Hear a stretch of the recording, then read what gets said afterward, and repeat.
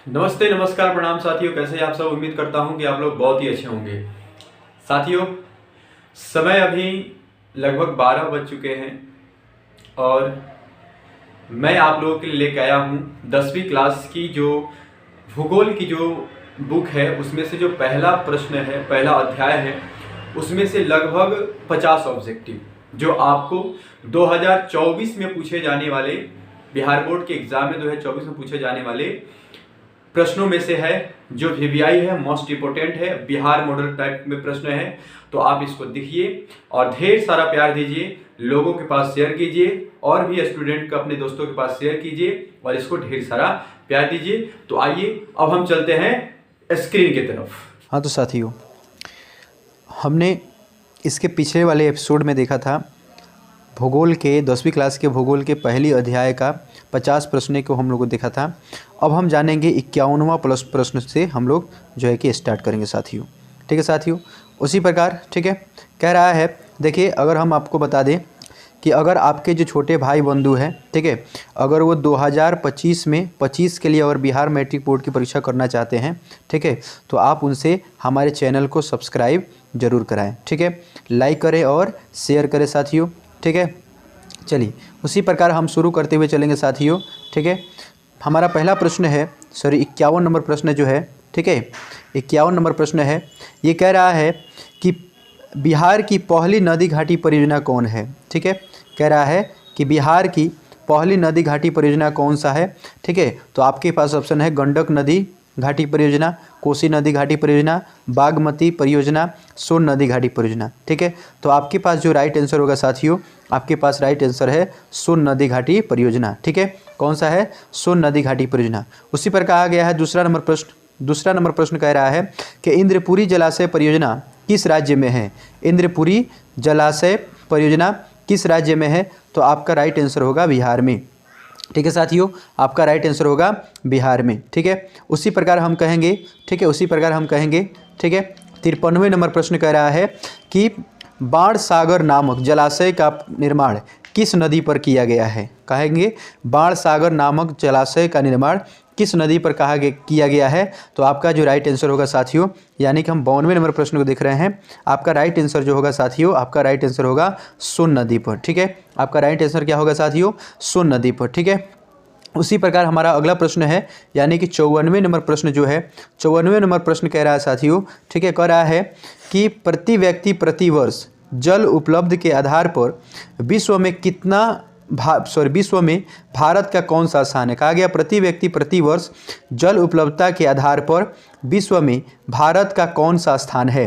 ठीक है साथियों, तो हमारा जो राइट आंसर होगा साथियों, हमारे पास जो राइट आंसर होगा वो राइट आंसर होगा हमारे पास, ठीक है, 133वां भाग। ठीक है साथियों, क्या कहेंगे?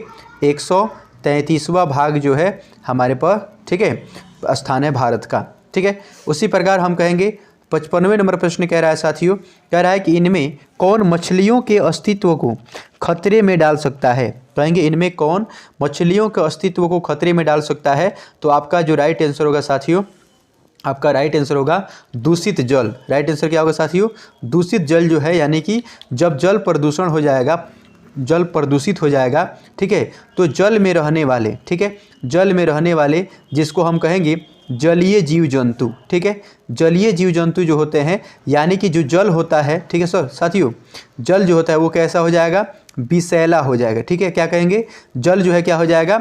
विषैला हो जाएगा। ठीक है, जिसे जल में रहने वाले जानवर जो है, जंतु जो है वो क्या होते हैं? मर जाएंगे। यानी कि हमारा राइट आंसर क्या होगा साथियों? दूषित जल। ठीक है, उसी प्रकार हमारा अगला प्रश्न है, अगला प्रश्न है 55 नंबर, कह रहा है कि सर्वाधिक वर्षा होती है, यानी कह रहा है कि सर्वाधिक वर्षा कहाँ होती है। ठीक है, सर्वाधिक वर्षा जो है कहाँ होती है। तो आपका राइट आंसर होगा साथियों, आपका राइट आंसर होगा मानोसिराम में। ठीक है, क्या कहेंगे? मौसिन राम में। ठीक है, कहाँ होता है? मौसिन राम में, यानी कि हमारा डी नंबर ऑप्शन सही है। ठीक है, उसी प्रकार हमारे पास 57वें नंबर प्रश्न कह रहा है साथियों, 57वां नंबर प्रश्न कह रहा है कि वर्षा जल संग्रह के ढांचे को हर घर में बनाना किस राज्य में अनिवार्य है। वर्षा जल संग्रह के ढांचे को हर घर में बनाना किस राज्य में अनिवार्य है। तो आपका राइट आंसर होगा साथियों, आपका राइट आंसर होगा तमिलनाडु में। ठीक है, आपका राइट आंसर क्या होगा साथियों? तमिलनाडु में। किस, ठीक है। चलिए उसी प्रकार हमारे पास अगला प्रश्न है, कह रहा है कि भारत सरकार ने अब राजीव गांधी राष्ट्रीय पेयजल मिशन चालू किया। भारत सरकार ने कब राजीव गांधी राष्ट्रीय पेयजल मिशन कब चालू किया? ठीक है, तो हमारे पास जो राइट आंसर होगा साथियों, राइट आंसर हमारे पास होगा 1986 में। ठीक है, 1986 में।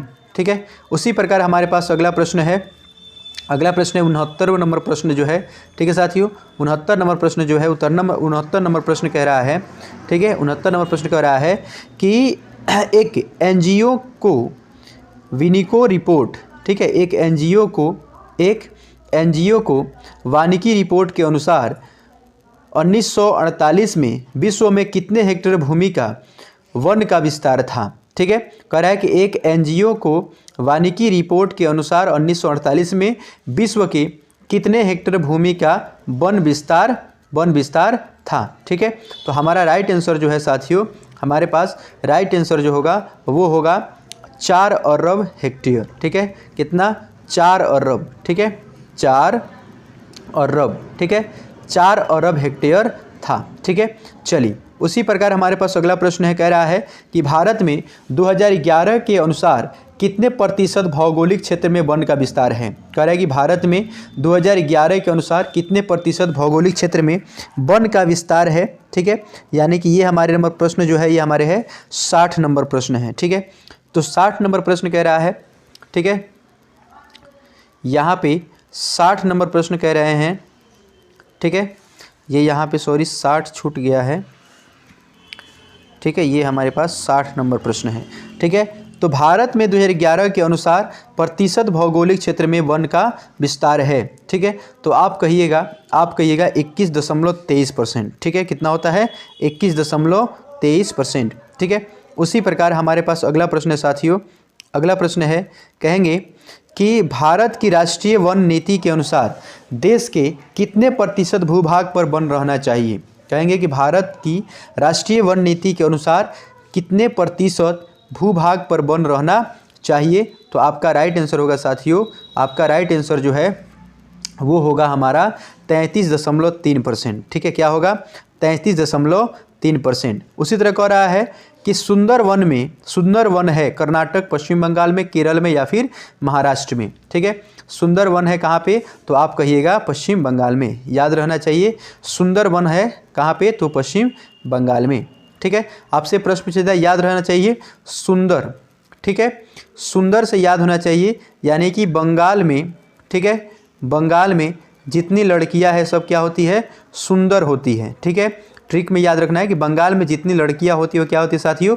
सुंदर होती है। यानी कि अब आपसे पूछेगा कि वन कहाँ पे है, सुंदर वन कहाँ पे? तो आप कहिएगा पश्चिम बंगाल में। ठीक है, चलिए उसी प्रकार हमारे पास अगला है, पूर्वोत्तर राज्यों के 128वें आदिवासी जिलों में देश के कुल क्षेत्र का कितना प्रतिशत वन है? देश के कुल क्षेत्र का कितना प्रतिशत वन है? हाँ, वन है। तो आपका राइट आंसर होगा साथियों, आपका राइट आंसर होगा 60.11%। ठीक है, कितना? 60.11%। उसी प्रकार अगला प्रश्न है, कह रहा है कि वन संरक्षण एवं प्रतिबंध की दृष्टि से वनों को वर्गीकृत किया गया है। वन संरक्षण एवं प्रतिबंध की दृष्टि से वनों को वर्गीकृत किया गया है। तो आप कहिएगा, ठीक है, आप कहिएगा आपका राइट आंसर जो होगा साथियों वो होगा, हमारे पास राइट आंसर जो है वो होगा 3 वर्गों में। ठीक है, क्या कहेंगे? 3 वर्गों में। ठीक है, यानी कि बी नंबर ऑप्शन हमारा सत्य है। ठीक है, उसी प्रकार अगला प्रश्न है, कह रहा है कि भारत में सर्वाधिक महत्वपूर्ण व्यावसायिक वन है। भारत में सर्वाधिक महत्वपूर्ण व्यावसायिक वन है, तो आप कहिएगा उष्णकटिबंधीय पतझड़ वन। ठीक है, यानी कि बी नंबर ऑप्शन हमारा क्या है? सत्य है। ठीक है, बी नंबर ऑप्शन सत्य है। ठीक है, क्या कहेंगे? उष्णकटिबंधीय पतझड़ वन। फिर कह रहा है चंदन किस प्रकार के वन में पाए जाते हैं? ठीक है साथियों, कह रहा है कि चंदन यानी 66 में प्रश्न कह रहा है कि चंदन किस प्रकार के वन में पाए जाते हैं? सदाबहार वन, शुष्क वन, पतझड़ वन या पर्वतीय वन। ठीक है, या फिर पर्वतीय वन। तो आपका राइट आंसर होगा पतझड़ वन में। ठीक है, आपका राइट आंसर क्या होगा साथियों? पतझड़ वन में। ठीक है, चलिए फिर हम आगे बढ़ते हुए चलेंगे। हमारे पास अगला प्रश्न जो है साथियों, अगला प्रश्न है देवदार किस प्रकार के वन के वृक्ष हैं? देवदार किस प्रकार के वन के वृक्ष हैं? तो आपका राइट आंसर होगा साथियों, ठीक है, आपका राइट आंसर होगा पर्वतीय वन, ठीक है, आप कहिएगा पर्वतीय वन, ठीक है, पर्वतीय वन।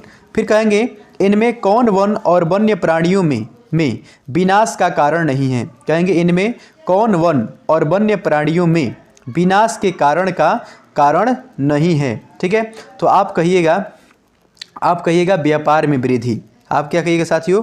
व्यापार में वृद्धि। फिर कह रहेंगे कि कुनैन किस रोग की दवा है? कुनैन किस रोग की दवा है? ठीक है, कुनैन जो है ये किस रोग की दवा है? तो आप कहिएगा साथियों मलेरिया, ठीक है, यानी कि सी नंबर ऑप्शन जो हमारा क्या है? सत्य है, मलेरिया। फिर कहेंगे निम्न में, यानी कि 70 नंबर प्रश्न में कहेंगे कि निम्न में कौन हमारे देश में प्रायः लुप्त हो चुका है? निम्न में कौन प्रायः हमारे देश में लुप्त हो चुका है? तो आप कहिएगा चीता, ठीक है साथियों, आप क्या कहिएगा? चीता। फिर कहेंगे कि किस वर्ग की विलुप्त प्रजातियों की संख्या सबसे अधिक है? किस वर्ग की विलुप्त प्रजातियों की संख्या सबसे कम है? तो आप कहिएगा वनस्पति, ठीक है साथियों, आप कहिएगा वनस्पति। फिर कहेंगे भारत के संकटग्रस्त पादप प्रजातियां की एक सूची किस नाम से प्रकाशित की गई है? कहेंगे भारत की संकटग्रस्त पादप प्रजातियों की एक सूची किस नाम से प्रकाशित की गई है? ठीक है, तो आपका राइट आंसर होगा साथियों, आपका राइट आंसर होगा रेड डाटा बुक, ठीक है, रेड डाटा बुक में, ठीक है, रेड डाटा बुक, यानी कि हमारे पास ए नंबर ऑप्शन जो है क्या है? सत्य है, ठीक है। फिर आगे बढ़ते कहेंगे संविधान की धारा 21 का संबंध है? संविधान की धारा 21 का संबंध है, तो आप कहिएगा वन्य जीवों तथा प्राकृतिक संसाधनों के संरक्षण, वन्य जीवों तथा प्राकृतिक संसाधनों के संरक्षण, ठीक है। चलिए, उसी प्रकार अगलावा प्रश्न कर रहा है 74वें नंबर प्रश्न कह रहा है कि भारतीय संविधान की धारा 51A का संबंध किससे है? भारतीय संविधान की धारा 51A का संबंध किससे है? तो आपका राइट आंसर होगा साथियों, आपका राइट आंसर होगा वन्य जीव और वनस्पतियों का संरक्षण, ठीक है, यानी कि सी नंबर ऑप्शन जो है हमारा क्या है? सत्य है, वन्य जीव और वनस्पतियों का संरक्षण, ठीक है। फिर उसी प्रकार कह रहा है कि घाना पक्षी बिहार किस राज्य से अवस्थित है? घाना पक्षी बिहार किस राज्य से अवस्थित है? ठीक है, तो आप कहिएगा राजस्थान, ठीक है, आप कहिएगा साथियों राजस्थान, ठीक है। फिर आगे बढ़ते हुए चलेंगे।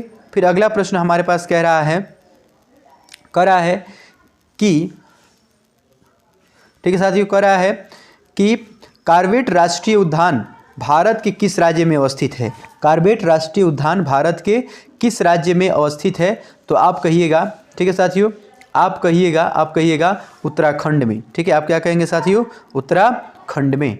फिर आगे बढ़ते हुए चलेंगे, कह रहा है कि मानस तथा काजीरंगा अभ्यारण्य किस राज्य में है? मानस तथा काजीरंगा, ठीक है, काजीरंगा अभ्यारण्य किस राज्य में स्थित है? ठीक है, तो आपका राइट आंसर होगा साथियों, आपका राइट आंसर होगा असम में, ठीक है, आपका राइट आंसर क्या होगा साथियों? तो असम में। फिर कहेंगे कि गिर राष्ट्रीय उद्यान किस राज्य में अवस्थित है? गिर राष्ट्रीय उद्यान किस राज्य में अवस्थित है? ठीक है, गिर राष्ट्रीय उद्यान किस राज्य में स्थित है? तो आप कहिएगा गुजरात में, ठीक है साथियों, आप क्या कहिएगा? गुजरात में, ठीक है। देखिए, अगर ये आपको अच्छा लग रहा है, ठीक है, तो आप हमारे चैनल को लाइक कीजिएगा, शेयर करते चलिएगा साथियों, जितना अधिक शेयर होगा उतना ही ज़्यादा मनोबल बढ़ता है, ठीक है। और चाहते हैं इसी तरह आपको नए नए अपडेट मिलते चले तो आप हमारे चैनल को साथियों सब्सक्राइब जरूर करेंगे, ठीक है, सब्सक्राइब भी जरूर करते चलेंगे। और अपने दोस्तों के पास भी साथियों, अपने दोस्तों के पास भी इस वीडियो को शेयर कीजिए, ठीक है, ताकि और लोग जो है अधिक से अधिक ज़्यादा हमारे वीडियो को देख सकें, ठीक है। चलिए, अगर आप मैथ साइंस का बेसिक से जानकारी लेना चाहते हैं या ऑब्जेक्टिव प्राप्त करना चाहते हैं तो इसी कमेंट सेक्शन में ज़रूर डालिएगा, ठीक है। हम आपको मैथ के लिए वीडियो भी बनाएंगे और साइंस के लिए भी वीडियो बनाएंगे, ठीक है, और संस्कृत हिंदी सब सब्जेक्टों के लिए हम आपको लिए ऑब्जेक्टिव लेकर के ज़रूर आएंगे, ठीक है। चलिए, फिर हम आगे बढ़ते हुए चलेंगे, फिर हम आगे बढ़ते हुए कहेंगे, ठीक है, सुंदरवन टाइगर रिजर्व है कहाँ है? ठीक है, सुंदरवन टाइगर रिजर्व कहाँ है? ठीक है, सुंदरवन टाइगर रिजर्व कहाँ है? ठीक है, तो आप कहिएगा पश्चिम बंगाल में। अभी बताए थे ना वन पश्चिम बंगाल में, यानी पश्चिम बंगाल की लड़कियां अति सुंदर होती है, इसलिए सुंदरवन टाइगर रिजर्व कहाँ है, तो पश्चिम बंगाल में ही है। फिर कह रहा है इनमें कौन शाकाहारी नहीं है। देखिए यहाँ पे 4 गो ऑप्शन दिया गया है, ठीक है। कह रहा है कि इनमें कौन शाकाहारी नहीं है, जैसे गैंडा, हिरण, भेड़िया और है बारहसिंगा। तो आपका राइट आंसर साथियों का थी तो भेड़िया। बारहसिंगा हिरण की ही प्रजाति है, गैंडा, हिरण, ये तीनों क्या है, ये तीनों शाकाहारी है, ठीक है। बाकी ये जो भेड़िया है ये शाकाहारी नहीं है। फिर कहेंगे कि भारत में घड़ियाल प्रजनन केंद्र कहाँ स्थापित किया गया है। भारत में घड़ियाल प्रजनन केंद्र कहाँ स्थापित किया गया है, ठीक है। तो आप कहिएगा मुरैना, ठीक है। क्या कहिएगा, मुरैना, ठीक है। मुरैना जो कि मध्य प्रदेश में स्थापित है, ठीक है। कहाँ पे है, मुरैना मध्य प्रदेश में। फिर कहेंगे भारत में सफ़ेद बाघ के लिए प्रजनन केंद्र किस राज्य में स्थापित किया गया है। भारत में सफ़ेद बाघ के लिए प्रजनन केंद्र भारत में किस राज्य में स्थापित किया गया है, ठीक है। तो आपका राइट आंसर होगा साथियों, आपका राइट आंसर होगा उड़ीसा में, ठीक है। आपका राइट आंसर क्या होगा साथियों, तो उड़ीसा में, ठीक है। आपका राइट आंसर होगा साथियों उड़ीसा में, ठीक है। चलिए फिर हम आगे बढ़ते चलेंगे। कह रहा है कि भारत में बाज परियोजना का शुरुआत कब हुई थी। भारत में बाज परियोजना का शुरुआत कब हुई थी, तो आप कहिएगा 1973 में, ठीक है साथियों। आप क्या कहिएगा साथियों, 1973 में, ठीक है। फिर हम आगे बढ़ते हुए चलेंगे। कह रहा चिपको आंदोलन कार्यक्रम किसके द्वारा चलाया गया था। चिपको आंदोलन कार्यक्रम किसके द्वारा चलाया गया था। चलिए साथियों इसका आंसर आप खुद डालिएगा कमेंट में, ठीक है साथियों। किस में डालिएगा, कमेंट में, कमेंट सेक्शन में इसका आंसर डालिए, ठीक है। डाल दिए। चलिए इसका आंसर होता है साथियों सुंदरलाल बहुगुणा, ठीक है। इसका राइट आंसर क्या होगा, तो सुंदरलाल बहुगुणा। फिर कहेंगे संसार का सबसे कीमती संसाधन कौन होता है। संसार का सबसे कीमती संसाधन कौन सा है, तो आप कहिएगा साथियों, आपका जो राइट आंसर होगा वो होगा खनिज, ठीक है। आपका राइट आंसर होगा साथियों खनिज, ठीक है। आपका राइट आंसर होगा खनिज, ठीक है। फिर आगे बढ़ते हुए चलेंगे, ठीक है साथियों। फिर आगे बढ़ते हुए चलेंगे हम। फिर कहा गया है कि किस प्रकार की चट्टान में खनिजों का जमाव परतों में मिलता है। किस प्रकार की चट्टानों में खनिजों का जमाव परतों में मिलता है, तो आप कहिएगा, ठीक है साथियों, आप कहिएगा, ठीक है, आप कहिएगा अवसादी, ठीक है, अवसादी चट्टानों में। फिर कहेंगे कि निम्नलिखित में से कौन लौह अयस्क का एक प्रकार है, ठीक है। कहेंगे निम्नलिखित में से कौन लौह अयस्क का एक प्रकार है। 87 नंबर प्रश्न कह रहा है, सॉरी वे नहीं है, ये है हमारा, हाँ ठीक है। निम्नलिखित में से कौन लौह अयस्क का प्रकार है, तो आप कहिएगा हेमेटाइट, ठीक है साथियों। आपका कहिएगा हेमेटाइट। फिर कहेंगे इनमें से कौन लौह अयस्क का एक प्रकार नहीं है, ठीक है। कहेंगे कि इनमें से कौन लौह अयस्क का एक प्रकार नहीं है, ठीक है। तो आप कहिएगा साथियों हेमेटाइट, ठीक है। आप क्या कहिएगा साथियों, हेमेटाइट, ठीक है। ये होगा हमारे पास ऑप्शन बी, ऑप्शन बी, ठीक है। चलिए फिर उसी तरह आगे बढ़ते हुए चलेंगे। अगला प्रश्न कह रहा है कि निम्नलिखित में से किस खनिज में भारत सुसंपन्न है, ठीक है। कहेंगे निम्नलिखित में से किस खनिज में भारत सुसंपन्न है, ठीक है। तो आप कहिएगा, ठीक है, तो आप कहिएगा साथियों,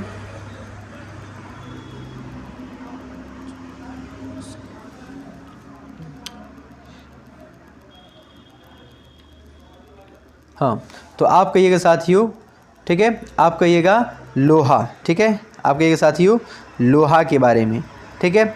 चलिए फिर कह रहा है कौन भारत का सबसे बड़ा लौह अयस्क राज्य है, उत्पादक। कह रहा है कि भारत का सबसे बड़ा लौह उत्पादक राज्य कौन है, तो आप कहिएगा साथियों, ठीक है। आप कहिएगा झारखंड, ठीक है साथियों। आप क्या कहेंगे, सॉरी झारखंड नहीं होगा गोवा, ठीक है। आपका ऑप्शन में दिया गया है यहाँ पे गोवा, ये आपका गोवा होगा। फिर कहेंगे बाबा बुदन की पहाड़ी किस राज्य में स्थित है। बाबा बुदन की पहाड़ी किस राज्य में स्थित है, तो आप कहिएगा कर्नाटक में, सच, ठीक है साथियों। आप क्या कहिएगा, कर्नाटक में। फिर कहेंगे नोवा मुंडी किस राज्य में स्थित है। नोवा मुंडी किस राज्य में स्थित है, यानी कि 92 नंबर प्रश्न है, कह रहा है कि नोवा मुंडी किस राज्य में स्थित है। तो आप कहिएगा साथियों झारखंड में। ठीक है, आप क्या कहिएगा, झारखंड में। ठीक है, फिर अगला प्रश्न है, फिर कहेंगे भारत का लौह किस देश में निर्यात किया जाता है। भारत का लोहा किस देश में निर्यात किया जाता है। ठीक है, भारत का लोहा किस देश में निर्यात किया जाता है। तो आप कहिएगा जापान में। ठीक है साथियों, आप क्या कहिएगा, जापान में। फिर कहेंगे इनमें कौन लौह का निर्यातक नहीं करता है। इनमें से कौन लौह का निर्यातक, यानी कि 94 नंबर प्रश्न कर रहा है कि इनमें से कौन सा लौह का निर्यातक नहीं करता है। जैसे आपके पास ऑप्शन है मुंबई, कोलकाता, प्रादीप और विशाखापट्टनम। ठीक है, विशाखापट्टनम। तो आपका राइट आंसर होगा साथियों मुंबई। ठीक है साथियों, आपका राइट आंसर क्या होगा, मुंबई। ठीक है साथियों, आप कहिएगा मुंबई। फिर आगे बढ़ते हुए चलेंगे, कहेंगे कि मैग्नीज उत्पादन में भारत का विश्व का क्या स्थान है। ठीक है, कहेंगे मैग्नीज उत्पादन में भारत का विश्व में कौन सा स्थान है। भारत का विश्व में कौन सा स्थान है। तो आप कहिएगा तृतीय स्थान है साथियों। ठीक है, आप कहिएगा तृतीय स्थान है। फिर कहेंगे मैग्नीज का उपयोग किया जाता है। मैग्नीज का उपयोग किया जाता है। ठीक है, तो आपका जो राइट आंसर है साथियों, आपका राइट आंसर होगा साथियों मैग्नीज का उत्पादन किया जाता है इनमें से सभी, यानी कि बैटरी के निर्माण में भी किया जाता है साथियों। ठीक है, मैग्नीज का निर्माण जो है बैटरी के निर्माण में किया जाता है, फोटोग्राफी उपयोग के रूप में भी किया जाता है, माचिस उपयोग के रूप में भी किया जाता है, इनमें से सभी। तो आपका राइट आंसर होगा साथियों क्या थी, इनमें से सभी। ठीक है, इनमें से सभी। फिर आगे बढ़ते हुए चलेंगे, कहेंगे कि निम्नलिखित में से कौन सा राज्य मैग्नीज का सबसे बड़ा उत्पादक राज्य है। ठीक है, कहेंगे कि निम्न में से कौन सा राज्य मैग्नीज का सबसे बड़ा उत्पादक राज्य है। तो आपका राइट आंसर होगा साथियों, आपका राइट आंसर होगा उड़ीसा। ठीक है साथियों, आपका राइट आंसर क्या होगा, उड़ीसा। ठीक है, माफ़ कीजिएगा, थोड़ा सा यहाँ पे हल्ला उर्दू ज़्यादा है क्योंकि हम यहाँ पे रूम लेके रहते हैं साथियों, तो यहाँ पे थोड़ा हल्ला उर्दू करते रहता है, हेलो बच्चा वगैरह हेलो। ठीक है, तो आप उससे थोड़ा बुरा मत मानिएगा साथियों। चलिए उसी तरह हम आगे बढ़ते हुए चलेंगे। अगला प्रश्न हमारे पास, इनमें कौन मैग्नीज का महत्वपूर्ण उत्पादक नहीं है। ठीक है, इनमें कौन मैग्नीज का महत्वपूर्ण उत्पादक नहीं है। तो आप कहिएगा तमिलनाडु। ठीक है साथियों, आप कहिएगा तमिलनाडु। फिर कहेंगे साथियों कि भारत में बॉक्साइट का सबसे बड़ा उत्पादक राज्य है। ठीक है, भारत में बॉक्साइट का सबसे बड़ा उत्पादक राज्य है। तो आप कहिएगा साथियों, आप कहिएगा। ठीक है, आपका राइट आंसर जो होगा वो होगा उड़ीसा। ठीक है साथियों, आपका राइट आंसर क्या होगा, उड़ीसा। ठीक है, फिर आगे बढ़ते हुए चलेंगे। फिर अगला प्रश्न कह रहा है कि झारखंड का घाटशिला किस खनिज उत्पादक के लिए प्रसिद्ध है। झारखंड का घाटशिला किस खनिज के उत्पादक के लिए प्रसिद्ध है। तो आप कहिएगा तांबा। ठीक है साथियों, आप कहिएगा तांबा के लिए प्रसिद्ध है। ठीक है साथियों, आप कहिएगा तांबा के लिए प्रसिद्ध है। ठीक है साथियों, चलिए थैंक्स फॉर वाचिंग। साथियों अगर ये आपको वीडियो अच्छा लगा हो, ठीक है, तो आप इसको शेयर कीजिएगा। ठीक है, और लाइक कीजिएगा और साथ में कमेंट ज़रूर कीजिएगा साथियों। ठीक है, कमेंट अगर चाहते हैं और भी वीडियो अच्छा, वो इससे भी और अच्छा से अच्छा बनाएं तो कमेंट सेक्शन में जो है कि ज़रूर डालिएगा साथियों। ठीक है, आप अपना सब्जेक्ट का नाम लेके डालिएगा कि सर जी हमें इस सब्जेक्ट का ऑब्जेक्टिव करा दीजिए। ठीक है, और अगर ये वीडियो अच्छा लगा तो अपने दोस्तों के पास भी भेजिएगा साथियों। ठीक है, अपने दोस्तों के पास भी भेजिएगा। ठीक है, और हमारे चैनल को सब्सक्राइब जरूर करेंगे। ठीक है साथियों, तो thanks for watching, thank you so much, धन्यवाद।